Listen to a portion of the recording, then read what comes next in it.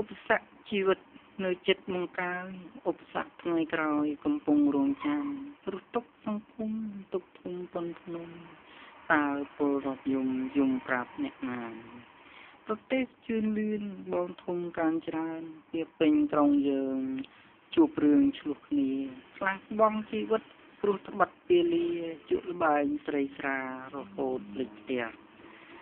លេងចាញ់អស់លុយចិត្តក្តៅក្រហាយលួចឪពុកម្ដាយចង់លេងឲ្យឈ្នះជីវិតនឹងលបែងតែងអាប់កិត្តិយសមិត្តអើយជឿចោះកុំធ្វើបែបនេះខ្លះចិត្តរឿងរស់មិនស្ដាប់ដំបូនពុកម៉ែប្រាប់ទូនផ្លូវល្អត្រេះនេះម្ដងហើយម្ដងទៀតព្រោះចិត្តមាននេះនាំហេតុផ្ដេសផ្ដាស់អំពើចង្រៃខ្លះខ្លាយជាចោលសង្គមខ្មែរស្អប់លួចប្លន់សម្លាប់សំដងវិថីប៉ូលីសចាប់បានដាក់គុកក្រំដីទោសចោលព្រៃផ្សៃមួយជីវិតមិត្តអើយឃើញទេគ្មានឡើយផលល្អលួចប្លន់អ្នកក្រខ្លាយជនឧក្រិដ្ឋឆប់គុកព្រៃសរតនកម្មងងឹតរងទុកកាយពិតព្រោះអំពើខ្លួននឹកចង់សប្បាយគ្មានបែបគ្មានបត់រស់ផ្លូវល្អច្រើនណាស់យកធ្វើជាក្បួនខំរៀនខំសូត្ររកស៊ីចំនួន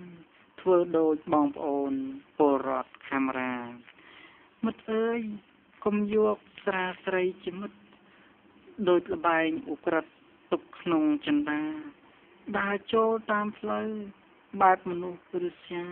លេងស្រីផឹកស្រាមេរោគច្រើនខាយសង្គមមេរោគរោគ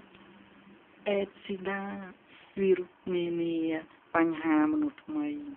កើតហើយតែងស្លាប់សូនបងរាល់ថ្ងៃរុកតន់សម័យគ្មានថ្នាំព្យាបាលកើតអេដឈាមស្លាប់ស្គមប្រានលេងរៃឃើញគេប្រំប្រៃគិតស្ដាយបោកស្បាខ្លួនឯងទ្រុឌទ្រោមព្រោះដោះខុសថ្នាលអ្នកយល់ដំណាលព្រោះបានយូរលំមិត្តអើយចូលគិតជីវិតថ្លៃថ្នូរសុខភាពផងផូរសង្គមត្រួតត្រងដើរលើ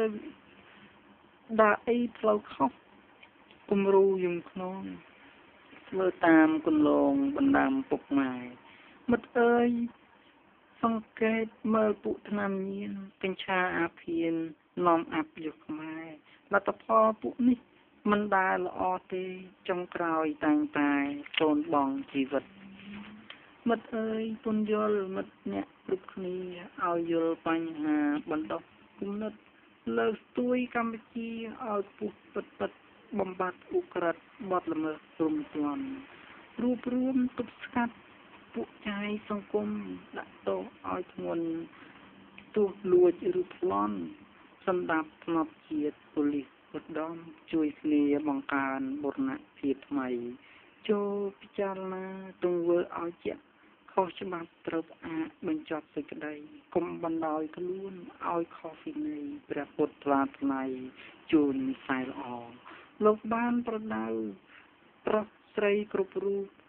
លួចឆក់សំណូកខុសផ្លូវអធូរទទួលកម្មខ្លួនកម្មច្រើនដំណរ